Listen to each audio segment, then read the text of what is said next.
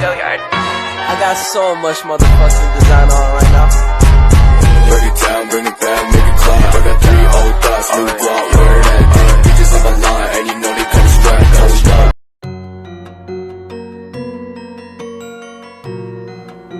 Bangsa Indonesia dikenal sebagai bangsa yang berbudaya tinggi. Indonesia merupakan salah satu negara yang ada di dunia yang mempunyai banyak kebudayaan. Hal ini disebabkan karena Indonesia merupakan negara yang mempunyai ratusan suku, di mana setiap suku mempunyai budaya serta adat istiadat yang berbeda.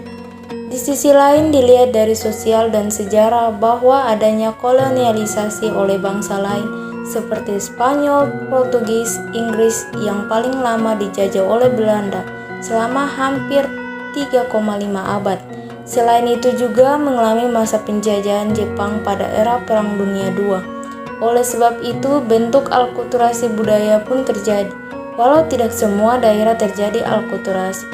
Selain itu dari perspektif geografis juga menghasilkan beragam budaya yang ada, seperti adanya perbedaan budaya pada daerah pesisir dan pegunungan, daerah daratan dan kepulauan, daerah yang relatif subur dan daerah yang keras tandus dan sebagainya. Oleh sebab itu, Indonesia merupakan suatu negara yang sangat kaya akan hasil budaya, sehingga banyak yang menyebut bahwa Indonesia adalah surga kebudayaan. Betapa banyak budaya yang diciptakan dari kearifan lokal yang menegaskan daya pikir dan kreasi masyarakat Indonesia yang beragam. Contoh kasus ketahanan budaya. Pada bulan Agustus 2007, Malaysia mengklaim dan mempatenkan batik motif barang rusak, angklung, wayang kulit, dan rendang, sehingga Sekjen Departemen Kebudayaan dan Pariwisata Sabta Nirwandan menyatakan bahwa pemerintah telah mendaftarkan batik dan angklung ke UNESCO sebagai Masterpiece World Heritage. Langkah ini merupakan reaksi setelah munculnya klaim tersebut. Pada bulan Oktober 2007, lagu yang sangat mirip Rasa Sayang menjadi soundtrack iklan pariwisata Malaysia yang dicurigai diambil dari lagu Rasa Sayangnya. Lagu ini pernah diupload di situs resmi pariwisata Malaysia dan disiarkan oleh televisi-televisi di Malaysia. Klaim ini menuai kecaman hebat dari masyarakat Indonesia hingga DPR. Tapi Malaysia sempat berdalih lagu tersebut sudah didengar di Kepulauan Nusantara sebelum lahirnya Indonesia, sehingga tak bisa diklaim sendiri oleh Indonesia. Demikian juga lagu Indang Baria yang merupakan lagu asal daerah Sumatera tersebut.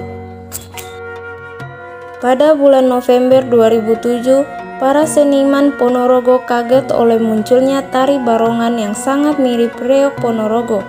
Padahal pemerintah Kabupaten Ponorogo telah mendaftarkan reog Ponorogo dan mendapatkan hak cipta nomor 026377 pada 11 Februari 2004. Oleh Malaysia, tarian ini diberi nama Tari Barongan. Website Kementerian Kebudayaan, Kesenian dan Warisan Malaysia pernah memampangkannya dan menyatakan tarian itu warisan dari Batu Pahat, Johor, dan Selangor, Malaysia. Assalamualaikum warahmatullahi wabarakatuh. Salam sejahtera untuk kita semua. Sebelum masuk ke pembahasan, izinkan kami memperkenalkan diri terlebih dahulu. Aprilia Octavia Yamko, Aulia Tuni, Yusrina Lesilawang, Waode Nurjana, Wahyuni Lamahu Wali.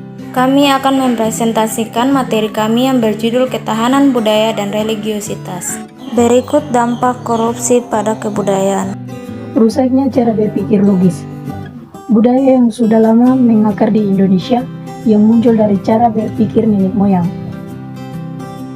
yang merupakan wujud kearifan lokal bisa dalam sekejap rusak dan hilang dari bumi yang dipijaknya. Hal ini bukan disebabkan karena tergerus oleh abad modern yang menawarkan hal-hal baru dalam berkehidupan seperti teknologi, material, cara berperalatan, dan pemikiran baru.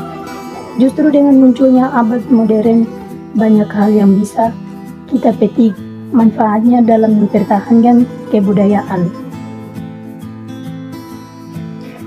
Koruptor selalu berpikir bagaimana cara mendapatkan keuntungan dengan cara-cara tepat dan keji, dengan jalan manipulasi berbagai data, informasi, bahkan berubah cara berpikir keras, sehingga seolah-olah korupsi yang dilakukan kelihatan wajar dan tidak melawan hukum. Sesuatu yang benar dan semerta-merta dibuat menjadi salah, dan sebaliknya yang salah dibuat seolah-olah menjadi benar. Mulai dari hal-hal yang kecil yang sering terjadi di sekitar kita, seperti kebiasaan memberikan sejumlah uang kepada petugas dalam urusan pembuatan dokumen di kelurahan, kepolisian, atau tempat-tempat lain. Kebiasaan memberikan sesuatu kepada dosen atau wali kelas pada akhir semester atau sewaktu sidang skripsi dan sebagainya. Lama-kelamaan, ada semacam perasaan bersalah atau segan bahkan malu apabila kita tidak memberikan uang atau hadiah lainnya. Yang benar adalah tidak memberikan apapun, karena seseorang tersebut sudah mendapatkan upah atas pekerjaannya. Namun ini menjadi seolah-olah salah. Cara berpikir logis kita sudah terbalik, walaupun masih banyak yang bertahan dengan menganggap kebiasaan ini adalah budaya timur. B. Memudarnya nilai budaya. Cara berpikir logis yang rusak pada akhirnya akan menggerus nilai budaya yang ada pada negeri ini. Maka tidak heran sekarang ini sudah mulai terlihat tanda-tanda kerusakan yang diakibatkan. Pada saat ini kita sering terlihat bagaimana orang yang benar dan baik menjadi sangat sulit untuk menduduki posisi yang seharusnya dipegang, diganti oleh orang-orang yang buruk dan busuk dalam berpikir dan bertindak. Menjadi orang baik dan benar menjadi salah dan benar di tengah-tengah orang yang korupsi. Bergesernya religiositas masyarakat. Bangsa Indonesia merupakan bangsa yang sangat religius. Hampir semua agama yang ada di dunia serta kepercayaan terhadap Tuhan Yang Maha Esa ada dan tumbuh di Indonesia. Pengakuan religiositas bangsa Indonesia tercermin dalam sila pertama Pancasila sebagai dasar negara, yaitu ketuhanan Yang Maha Esa. Hal ini secara jelas menyatakan bahwa bangsa Indonesia menempatkan Tuhan sebagai yang utama dari segalanya. Selain itu juga kita bisa melihat pada pembukaan Undang-Undang Dasar 1945 alinea 3, yaitu kata-kata atas berkat rahmat Allah yang Maha Kuasa, tertulis secara jelas yang menyadarkan bangsa Indonesia bahwa semua keberhasilan perjuangan adalah anugerah yang Maha Kuasa.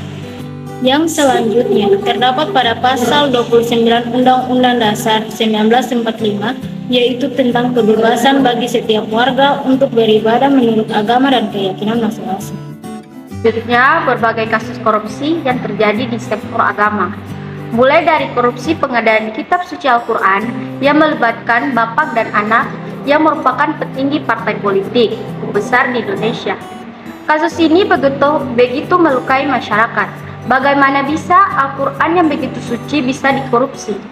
Selanjutnya, korupsi dana haji yang melibatkan petinggi dan pejabat tertinggi di Kementerian Agama juga meninggalkan situasi miris memilukan.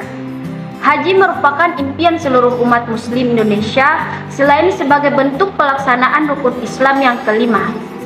Umat muslim di Indonesia seumur hidup berusaha menabung dan sisa jerih payahnya untuk berhaji yang dilakukan dengan keikhlasan tiada batas hanya untuk bisa datang memenuhi undangan Allah Subhanahu wa taala ke kota suci Mekah.